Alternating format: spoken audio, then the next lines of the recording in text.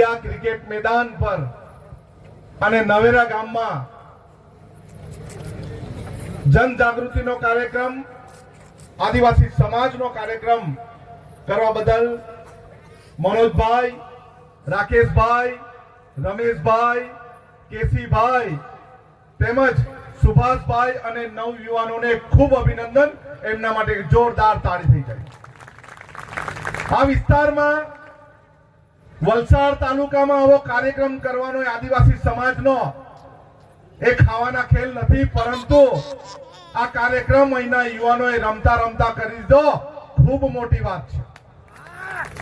આદિવાસી સમાજ જ્યારે જ્યારે ભેગો થયો છે, આદિવાસી સમાજના યુવાનો જ્યારે જ્યારે ભેગા થયા છે, ત્યારે કેટલાક બિન આદિવાસી સમાજ, કેટલાક ઉજળિયાત વર્ગને પેટમાં દુખે છે, પરંતુ આદિવાસી સમાજ કદી હાર્યો નથી, હારવાનો નથી અને લડી લડીને જીતવાનો છે. કલ્પેશભાઈ કીધું તેમ, પ્રભુભાઈ કીધું તેમ, આદિવાસી સમાજ 5000 વર્ષથી વધારે વર્ષોથી સંઘર્ષ કરે છે. પરંતુ જ્યારે બાબા સાહેબ આંબેડકરે સૂત્ર આપ્યું, શિક્ષિત બનો, સંગઠિત બનો અને સંઘર્ષ કરો, ત્યારથી આદિવાસી સમાજના યુવાનોમાં, બહેનોમાં એક તાકાત, જોમ અને જુસ્સો આવ્યો છે. અને એ તાકાત, જોમ અને જુસ્સો આજે નવેરામાં દેખાય છે. નવેરાના યુવાનોમાં, આજુબાજુના ગામોમાં યુવાનોમાં અને બહેનોમાં છે.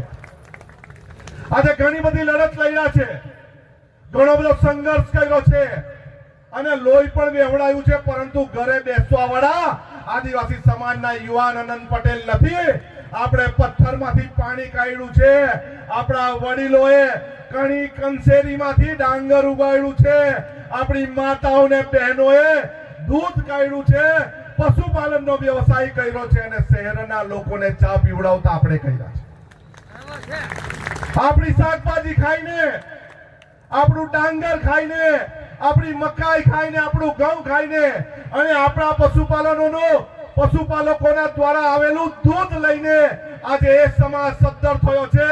પરંતુ એ સમાજે વિચારવું પડશે કે અત્યારે કઈ કાવા દાવા કરીને, કોઈને કોઈ રેલવેનો પ્રોજેક્ટ નાખીને, ગુડ્સ ટ્રેનનો પ્રોજેક્ટ નાખીને, પાણીના મોટા ડેમો બનાવીને, જંગલનું લાકડું ચોરીને, આપણું ખનિજ ચોરીને એ લોકો પગભર થતા છે. પરંતુ હવે નહીં, હવે અમે